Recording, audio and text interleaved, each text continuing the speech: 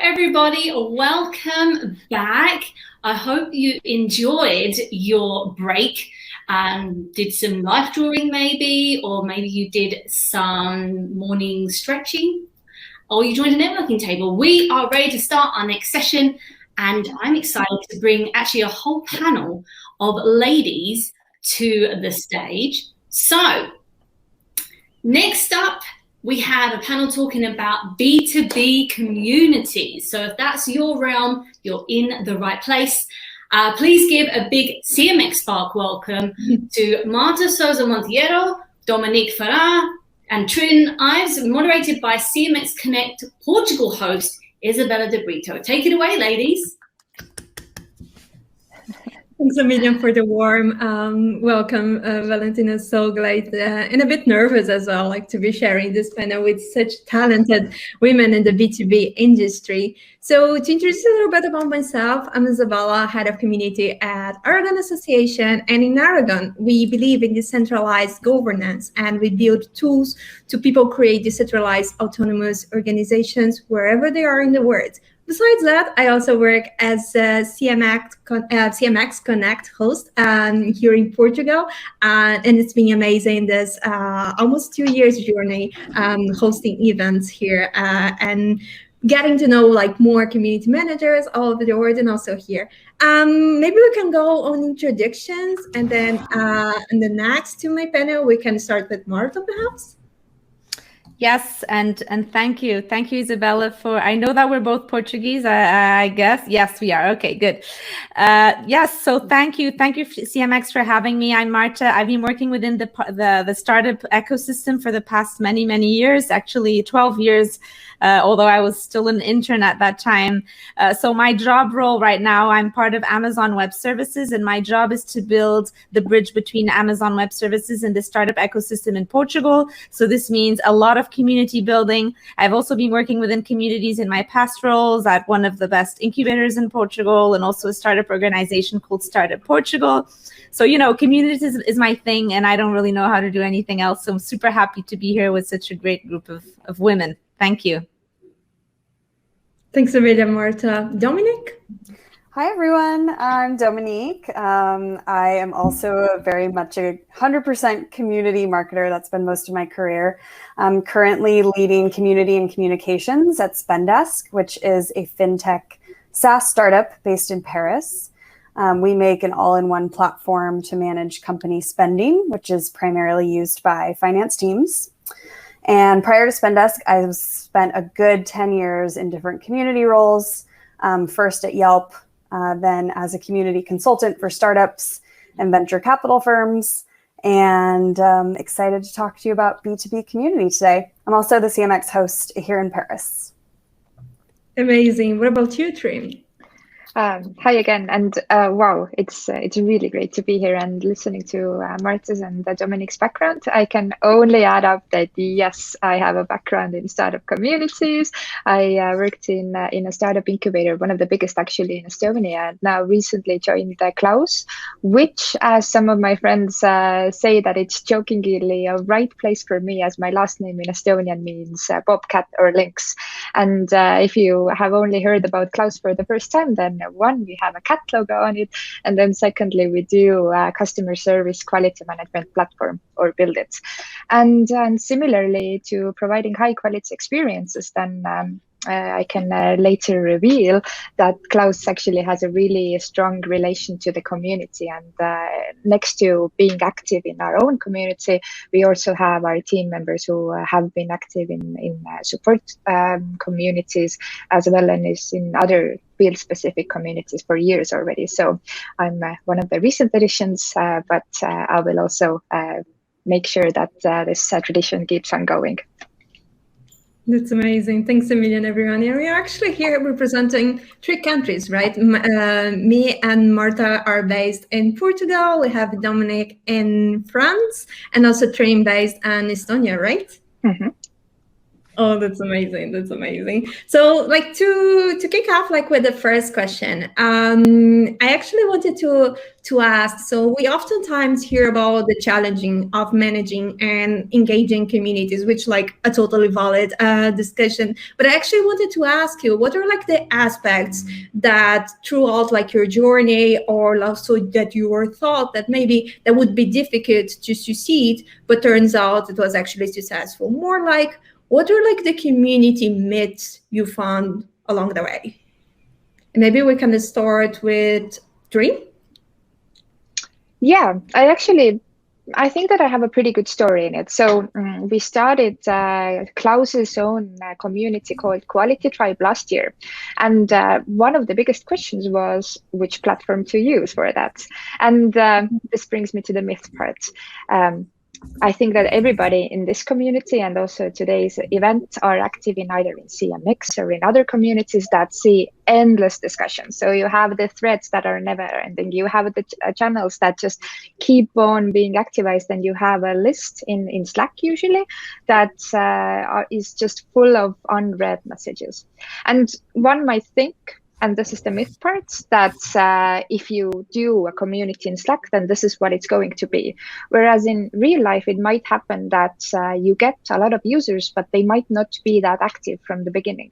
So when we're looking for the platform to use, then we wanted to make sure that there are some additional elements. For instance, some playful things, maybe some gamification elements.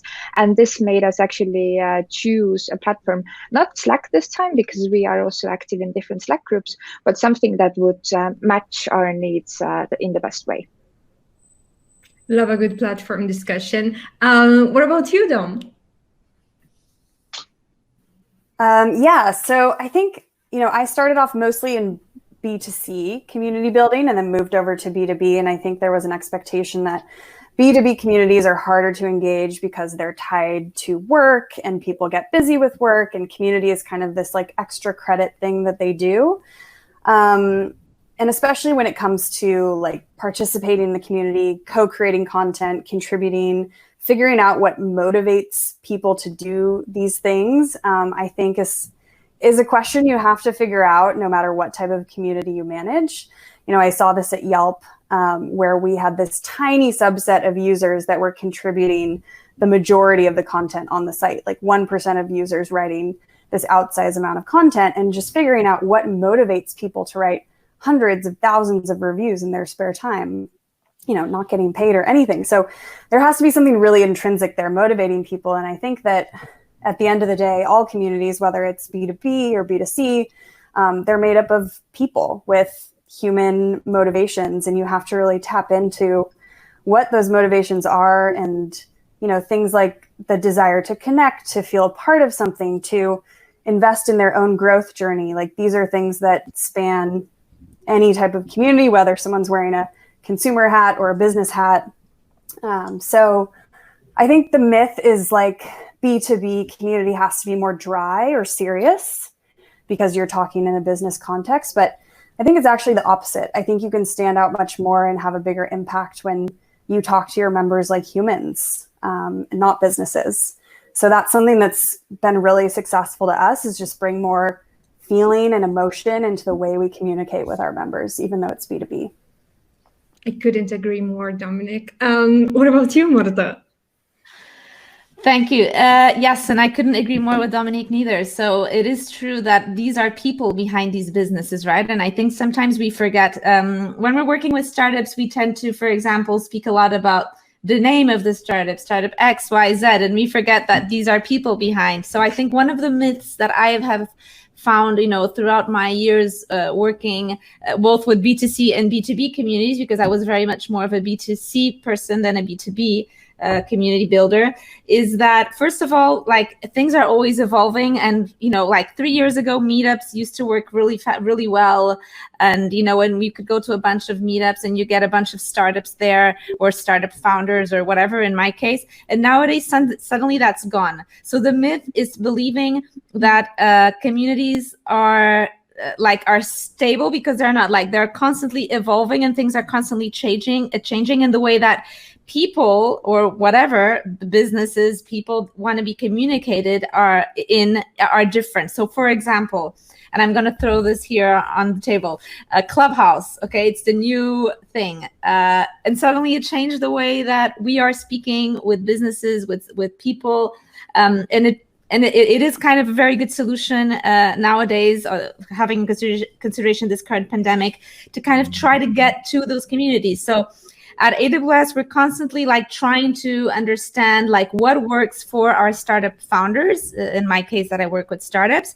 So what works? Where are they? If they're on Clubhouse, then we're going to be on Clubhouse. Like, we're going to try to really get to them, and most of all, helping them connect. So helping these businesses connect with other businesses, right? And that's one of the things that I think is more special about communities that you really don't get anywhere else. And I think that that's where we add the difference, being community builders, is that we are enabling and we're not really asking for anything in return, right? We're just like giving, which is amazing.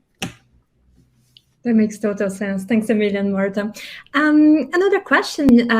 So I would love like to explore the concept of communities of practice and communities of purpose. And to explain a little bit, communities of practice are organized groups of people who have a common interest in a specific technical or business domain.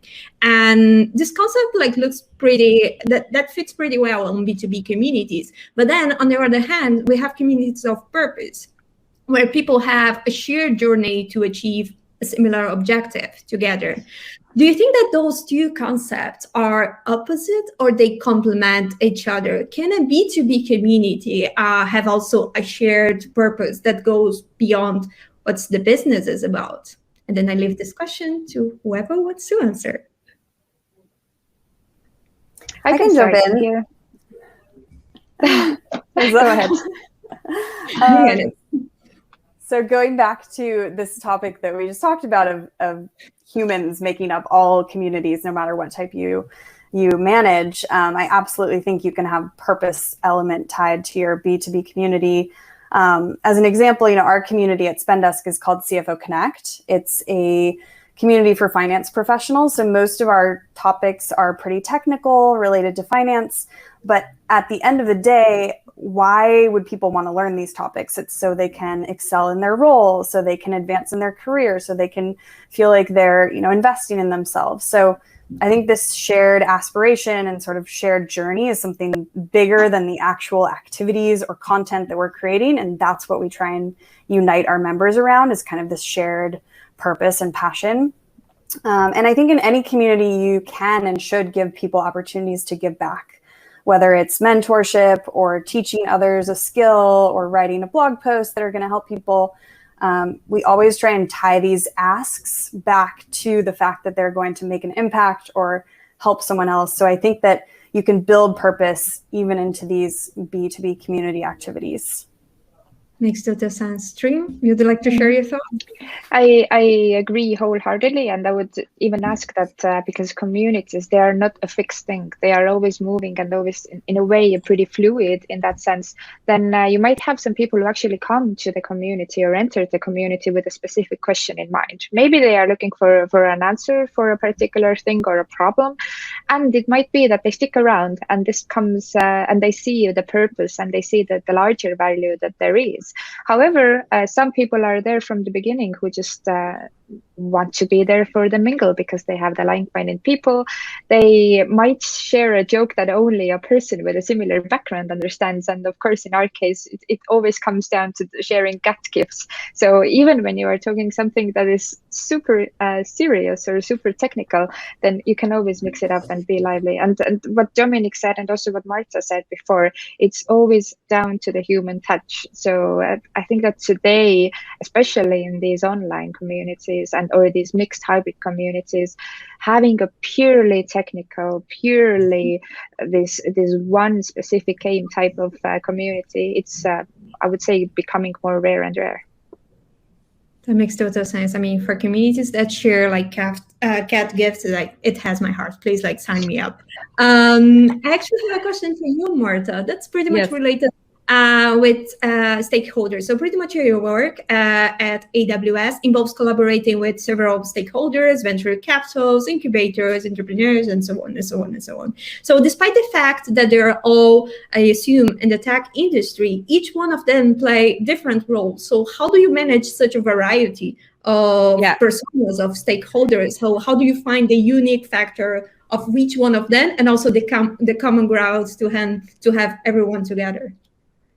Yes, and that's a very good question, Isabella. It really is, because that's the $1 million question.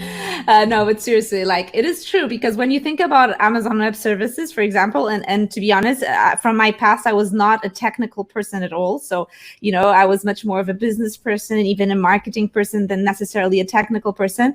And when I came into AWS, I noticed that, just like I felt like I needed to advance a little bit on the technical part, I realized that it's not only me. So I work every day. I speak with venture capital funds, with incubators, with CTOs, CEOs, so from business people to technical people, and even to marketing and so on. So like there needs to be a way here to join these people together. And what I realized, and the way that we work with venture capital funds, by the way, is that we build the relationships with them, because then this is the way that we have to kind of get to their startups and really understand what their startups are going through and how we can help, via credits and via go-to-market and via all of the support that we have within our own network and our own communities.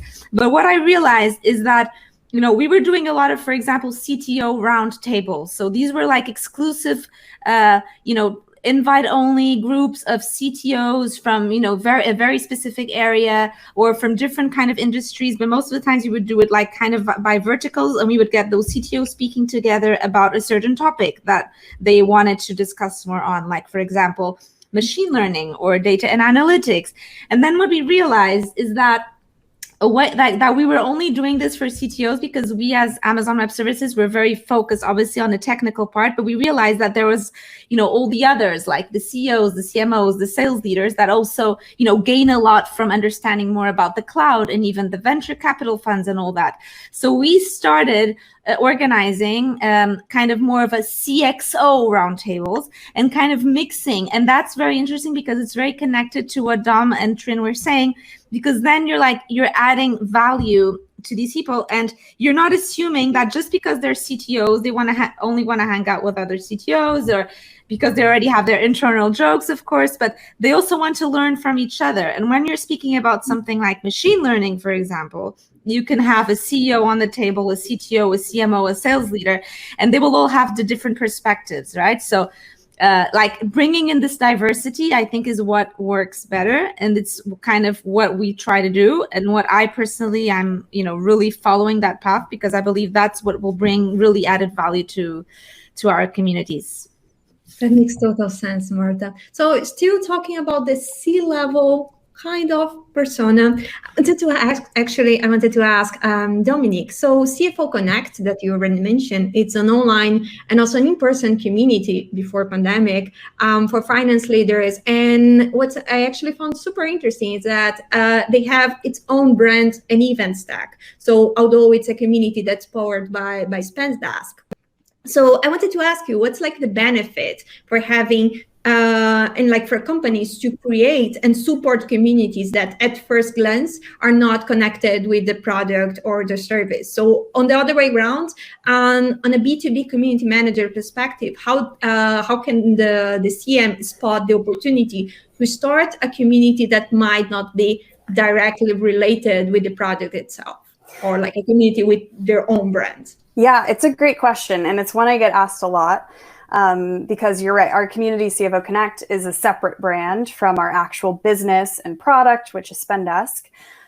Though we aren't shy about the brand connection. We call CFO Connect a community by Spendesk. So it's a bit subtle, the branding. But the very simple reason was that at the beginning, we wanted it to be really clear who the community was for, CFOs. And the brand Spendesk, which was a small startup at the time, just wouldn't have been as clear and likely wouldn't have gotten the same traction in attracting CFOs as something super direct like CFO Connect could be. So that was kind of just a very basic reason why. And then secondly, it has allowed us to just reach a much broader audience and create more of an ecosystem around finance versus just a community tied to our product, which has a very kind of single-sided objective. So currently only about 25% of our community members are customers, and that's fine. We like it that way. We're not trying to control the conversation or have it be like this echo chamber of people who love Spendesk. It really just comes back to the mission of our community, which is slightly different than the mission of our product. And that is just to help finance leaders level up in their careers. Our product does support them to do that, but the community is more about having a mix of perspectives, and the more people we can have that can help each other level up makes the community more valuable. I love that. I love that. Thanks a million. And for Triin, actually speaking from a former SaaS community manager to another, so the Klaus community, it's heavily connected with the SaaS product. So basically a quality assessment platform for customer support teams, as you already explained. Therefore, I totally believe that you are like in the front line when it comes about receiving feedback or managing your community members' expectations towards the product. So how's the relationship between your team, the community team, with other teams and Klaus, the product, the engineering teams, and how do you balance and convert the community feedback into actions?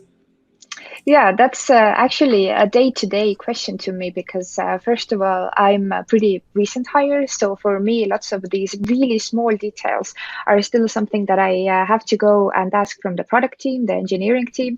And this is actually what I really like because they know all the details.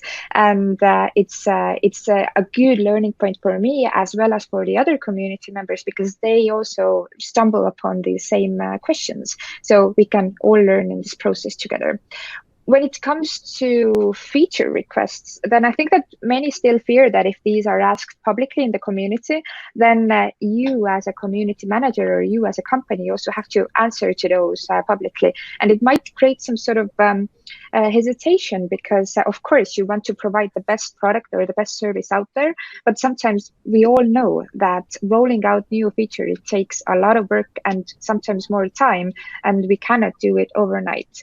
But for me, I think it's a transparent business thing. First of all, we are also, as community members and as part of these companies that run these communities, we are also just simply engaging in these everyday discussions and being open about how we work, when are we going to roll out these new things, or being asked about features and being able to reply openly is actually a good thing. And coming back then to the beginning, this is where the engineering team, the success team, all the other teams that could help out in this process are either these supporting community members who can come in and explain the details, or I can do that. And in that sense, it doesn't become a problem at all. And secondly, what I really like about Klaus is that we actually have a researcher in the team who not only talks to the clients that we have, but also to the people who ended up not being our customers or the ones who don't actually like the product. So they become really valuable because they sort of bring in an added layer of new knowledge and things that we can always improve and include to the product later on.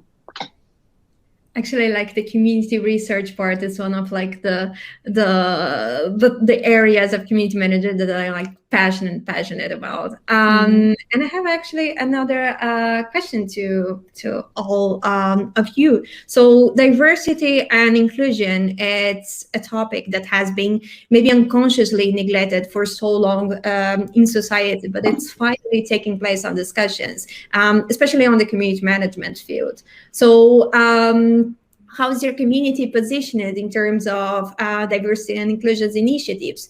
Do you think that some of those conversations are more difficult to handle being a B2B/corporate environment? Who wants to start?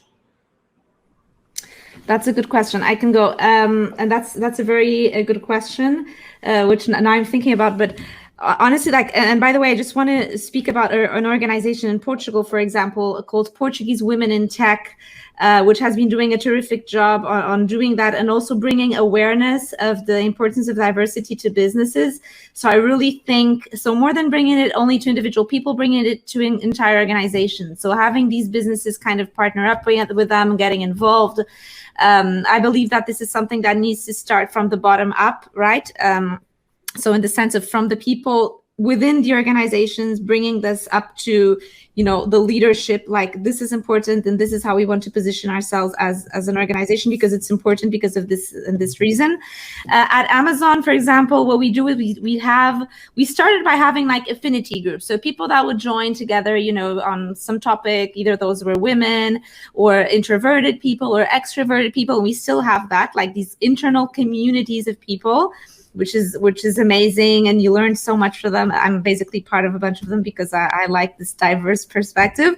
But then we gather all that up into something called the Inclusion, Diversity, and Equity kind of group. And we work like we have core team members, and then we have like the ambassadors, so people that work with us like more when they can. And we're basically defining a strategy on how we want not only us to become more aware of these topics and building initiatives within the company so that us as a business, we're more connected to that, but also to help our customers become more aware of this, right? And this, I think, comes from, so we literally enable, so we deliver enablement sessions on these topics to our startups, to our, you know, to our businesses that we work with. So I think this needs to come from the people, but also from businesses attracting other businesses to join this movement, which shouldn't even be called a movement because it should just be something completely natural. But we're still at the beginning, and that's fine. It is what it is. So that's my view. What about you, Triin and Dom? Well, I could say that, and I agree that basically it's simple to me. When you include this sort of attitude, this sort of diversity inclusion to your team from early on, then basically this is something that you also show outwards, and you do it and you exercise it also internally in the team. One example from ours, from our company, is that we have a remote first company and have been doing that before Corona times, and it has been actually Klaus from day one. And a couple of topics that sort of come up because of that is, first, how to work within remote teams and how to work with, let's say, asynchronous communication, how to support yourself and your team members when you are basically working from home from the beginning. And we have these internal sessions already from a long time, and this is something that we always take into account when we also communicate with others.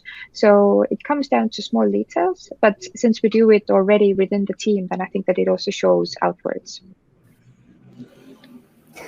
Yeah, I'll tag on to that. I think like showing versus telling is the approach that we're taking with our community with diversity and inclusion.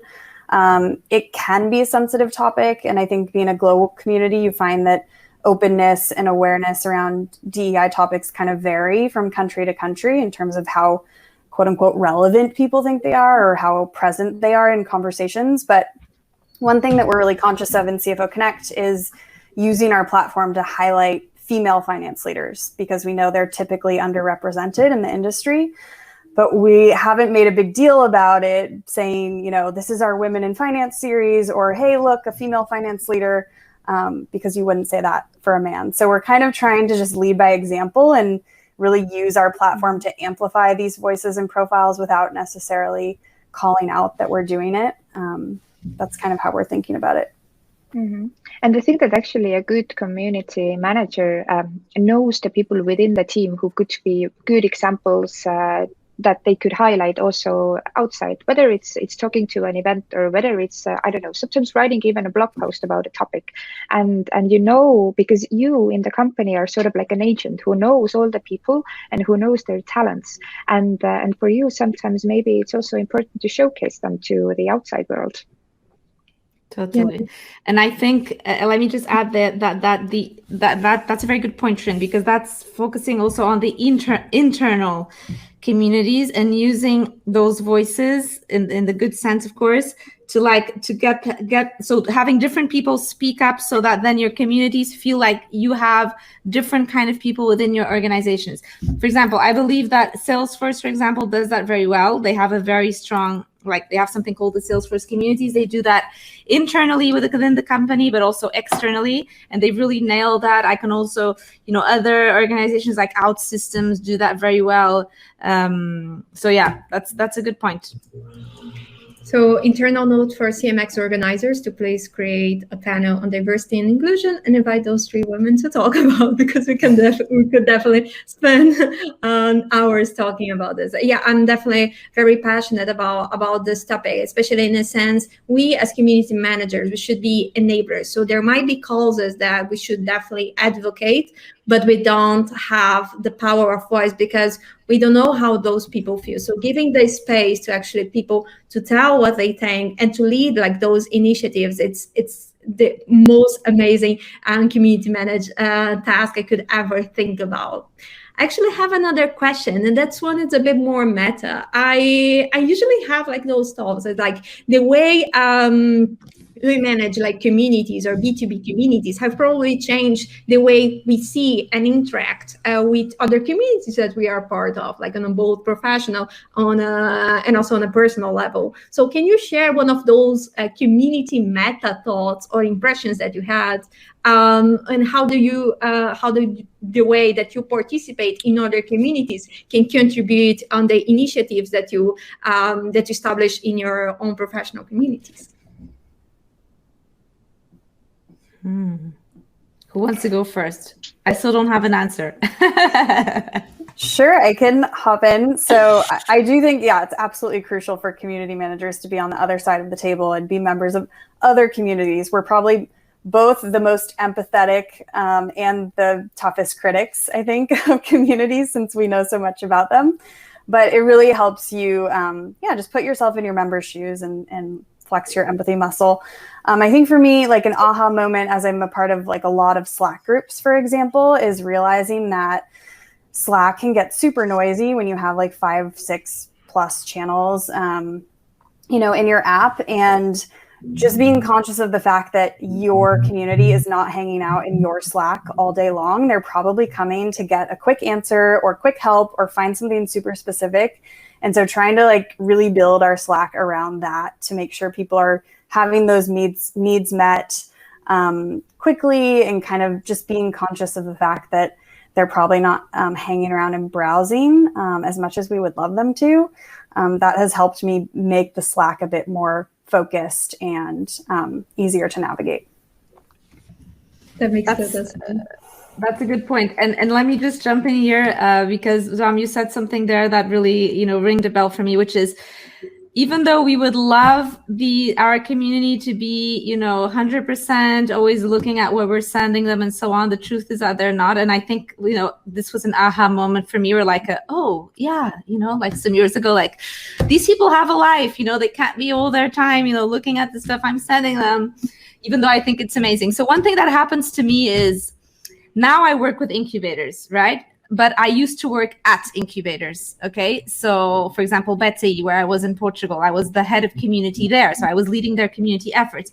And so now what happens to me is that when I'm having calls with incubators, is that I tend to ask them, so what are you doing about your community? Like, how are you connecting with your communities? And then when they share with me what they're doing, I'm like, oh, maybe you should be looking into doing this or that. So I always have this, past life hat on.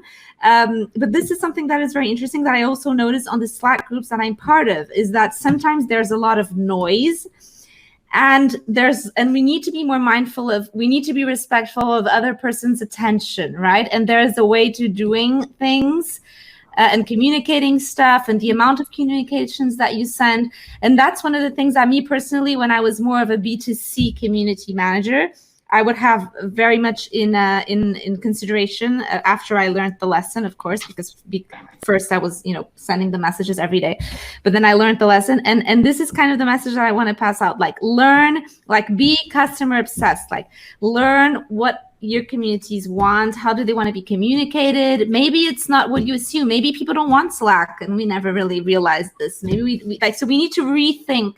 We need to rethink about the processes that we're using, and I do that a lot. And yeah, thank you for the question. Very good question. What about you, Triin? I agree that sort of because we live already in a world where that it's so full of noise, and the simple thing to do is maybe just to use the search to see if a question that you want to ask has been answered pretty recently. And it's a simple thing that yes, if let's say a couple of months ago somebody asked a similar thing and it didn't really get the answer that you were looking for, or maybe the answer is outdated, then it makes sense to ask it again. But if somebody really asked it only a couple of days ago, then you probably get your answer from there as well.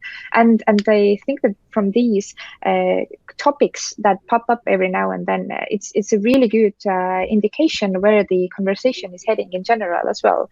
And we see that with these really specific support related topics, we see it more, let's say, in support driven, that just connects support and customer experience people in general, that the topics can change. And the more and more the community develops, the more and more specific also these channels gets. So you probably before just like shouting it out in a general somewhere, you just go and you find the right place where to ask that question, and more probably you also get a good or more on point answer because of you posted it in the right group.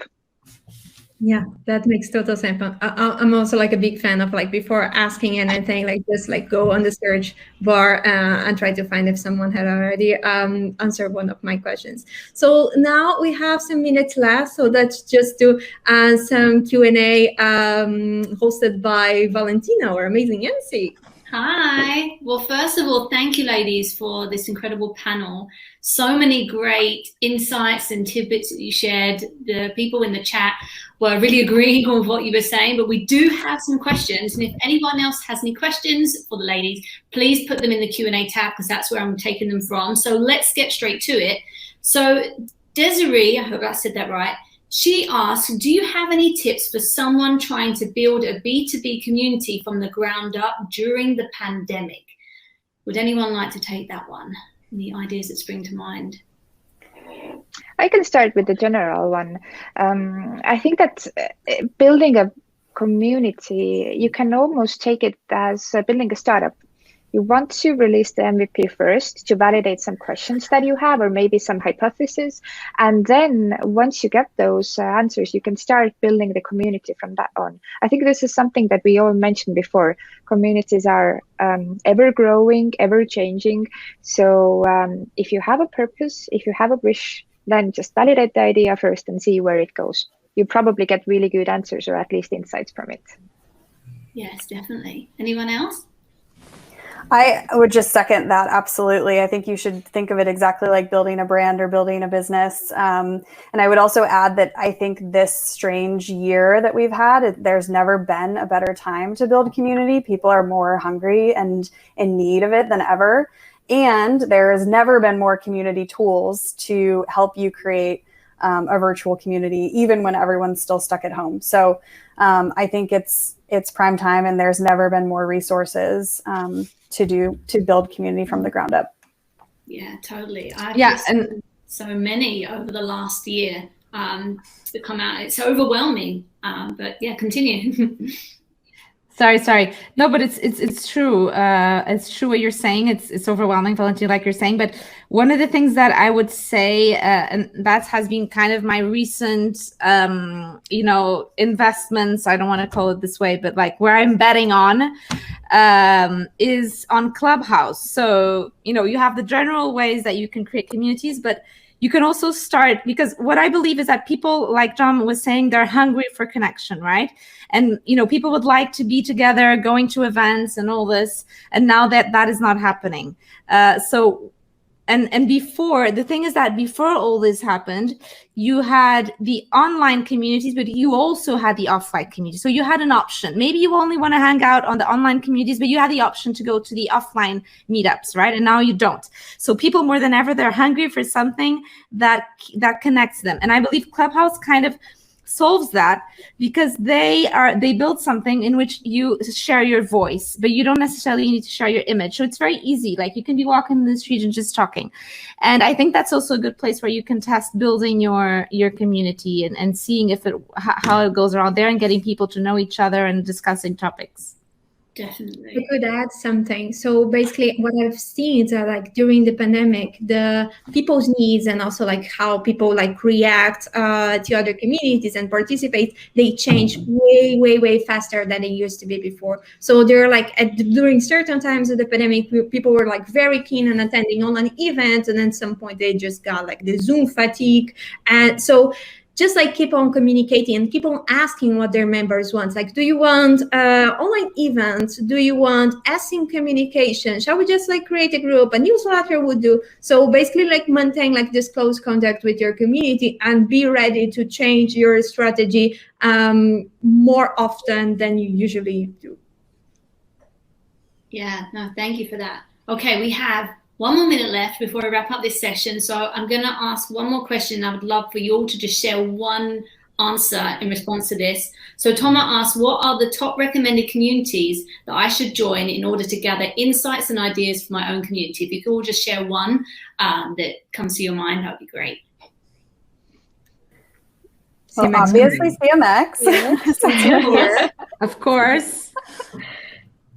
But I could also ask, like the community Twitter has been also like giving like so many insights. There are like several lists on Twitter that people like could join and get insight from so many professionals. Some of them are actually participating on this event, and it has been like some bits of learning like throughout the day. So it's amazing like to also like keep an eye on Twitter because there is amazing content like over there. Yeah.